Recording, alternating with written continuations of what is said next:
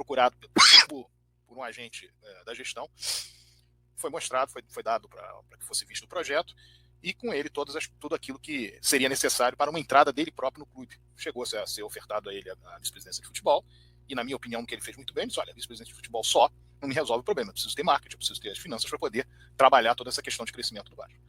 Isso não ser considerado pela gestão do Vasco, e a gestão do Vasco preferir vender, não faz sentido algum. Isso é muito claro de ser visto. Não faz sentido algum. Salve, família vascaína! Tá aí. Como o Sérgio Frias disse, não faz sentido algum essa gestão preferir a venda do futebol do Vasco a ter o projeto Somamos, oferecido por Levenciano. Não faz sentido algum. Essas são palavras do Sérgio Frias. Inclusive, vou trazer aqui um corte da live do canal Casaca, porque eu acho muito importante todo vascaíno entender essa situação, e o Sérgio Frias fala diversos pontos lá, a situação do Cruzeiro que não dá para comparar com a do Vasco, que nenhum candidato durante o período eleitoral pensava em vender o futebol do Vasco e que o Vasco realmente tem outras possibilidades, uma outra alternativa, por exemplo, o Cruzeiro não tem, o Vasco tem sim, o projeto Somamos. E não há tempo que falte amor. Acompanhe o Vasco aonde ele for. Nasci pra te seguir. Então, bora pro vídeo, família vascaína, e vamos começar falando de futebol.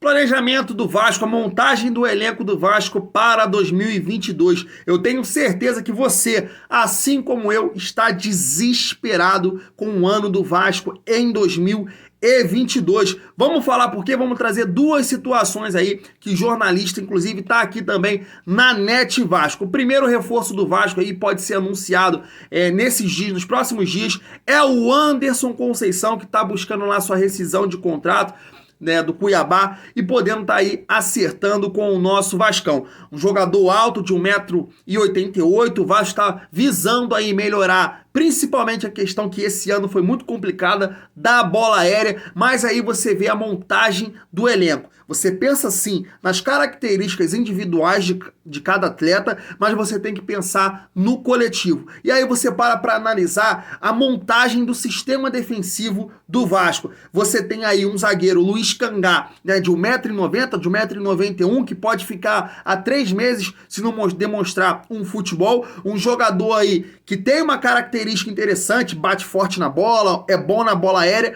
mas não é tão rápido. E aí você tem também o Anderson Conceição, que é um zagueiro realmente que sua característica de destaque é a bola aérea, o jogo aéreo, mas também não é tão rápido. E aí você também tem laterais que são moles, que são bunda cansada, que é o caso do Léo Matos e do Edmar. Porra, peraí. Tá certo isso aí? O Vasco tá no caminho certo com esse sistema defensivo? Na minha visão, no que eu entendo de futebol, tá longe disso. Tá muito longe disso. Então o Vasco realmente é muito complicado.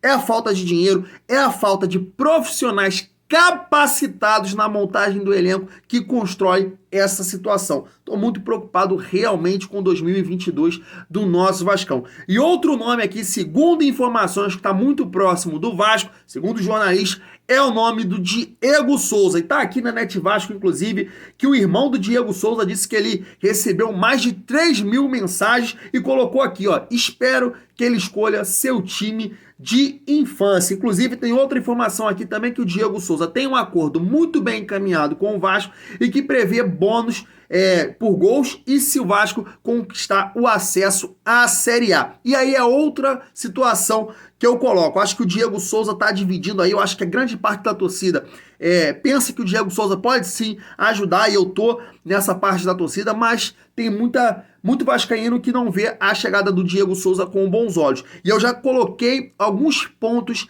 nesse sentido. Você tem aí o Nenê no meio campo, né, um cara que apesar da idade, tem muita qualidade de passe, de visão de jogo, né? Uma bola parada, cruzamento, e o Diego Souza realmente pode acrescentar nesse sentido, porque é um jogador bom de pivô, bom da bola aérea, coisa que, por exemplo, o Cano não era. Então eu acho que o Diego Souza pode sim acrescentar muito ao Vasco da Gama, mesmo com seus 36 anos. Agora, é o entorno, é o coletivo, precisa melhorar. Como eu disse, tem o Nenê, que é um cara qualificado no seu passe, agora você tem que ter jogadores na beirada de campo, um segundo volante que possa aparecer como elemento surpresa, jogadores na beirada de campo que possam criar, que possam imprimir velocidade, coisa que o Vasco não teve esse ano e não tem há um bom tempo. Por exemplo, foi lá esse ano, trouxe o Léo Jabá morto, trouxe o Morato morto, e aí não tinha jogada pela beirada de campo. Então, para você trazer o Diego Souza, você tem que ter um coletivo. Um coletivo que faça o Diego Souza render. Agora, contratamos o Diego Souza. Como eu vi alguns comentários. O Diego Souza é lento, o Diego Souza não tem intensidade. Mas o Diego Souza é um bom centroavante, sim. Agora, cabe, né, esse Carlos Brasil, Jorge Salgado e Zé Ricardo, que estão aí fazendo a montagem do elenco, poder valorizar o Diego Souza, as características que ele tem como centroavante. Se a gente parar para pensar, o ano do Germancano em 2021 foi péssimo. Numa Série B não conseguiu se destacar. Ou seja, o Germancano é ruim? O Germancano não sabe finalizar?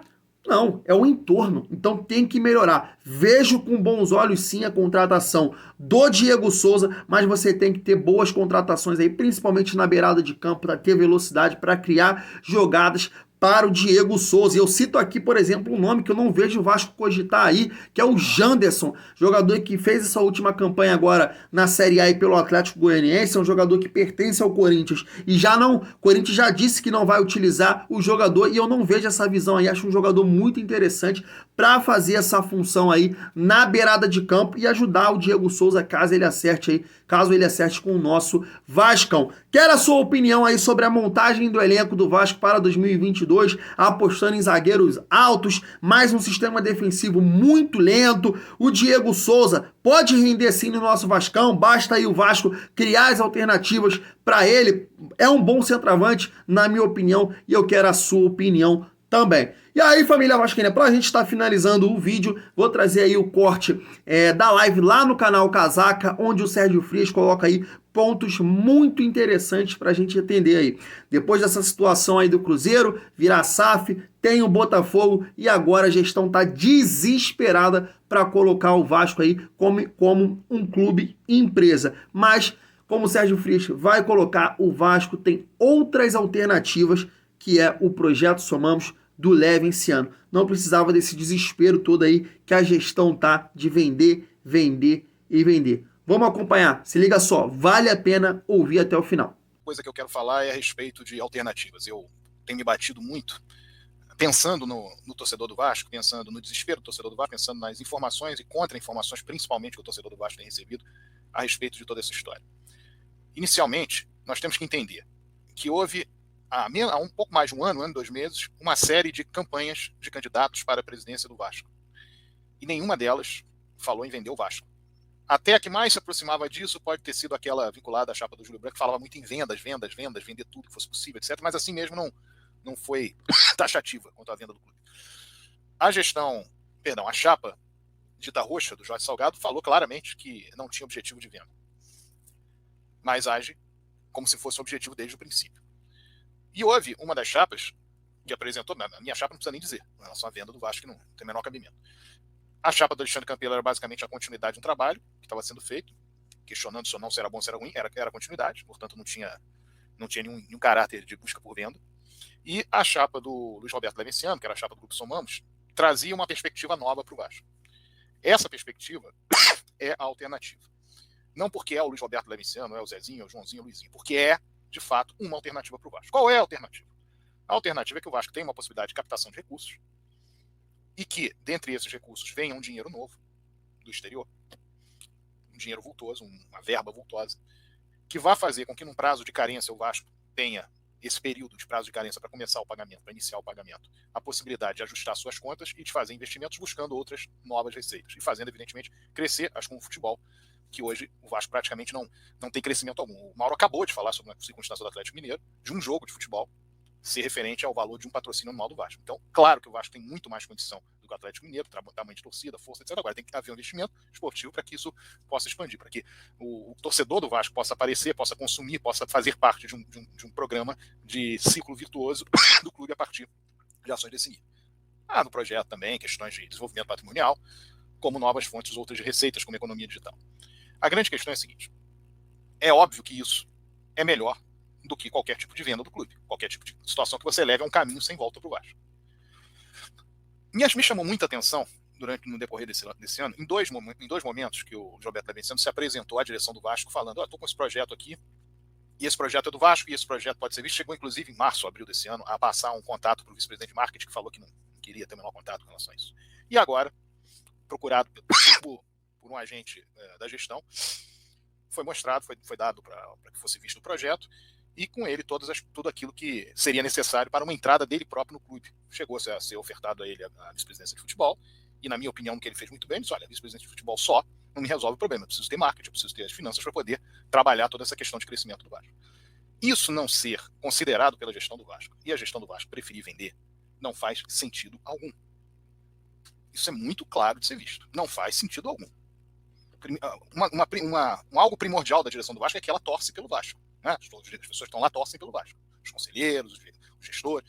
Ora, se eu tenho uma solução para o Vasco que não remeta à venda do clube, eu vou desprezá-la para vender o clube para terceiros, como disse o Mauro. Quem vai comprar? Vai comprar o fulaninho, vai comprar o Ronaldo com a camisa do Cruzeiro, vai comprar aí poderíamos dizer, o Cocada com a camisa do Vasco. Não é isso. É claro que não foi o Ronaldo que vai agora empregar 400 mil. Não é isso. É claro que é uma pessoa que aparece e tem um grupo por trás. Até porque, vamos raciocinar, como é que o Ronaldo ia comprar o Cruzeiro e até a véspera do anúncio a imprensa não tinha a menor ideia disso? Nenhum WhatsApp, Twitter, nada dizia a respeito à possibilidade do Ronaldo comprar. E você tem uma decisão, à noite de manhã o Ronaldo aparece com a camisa do Cruzeiro. É claro que isso é uma outra transação que foi feita.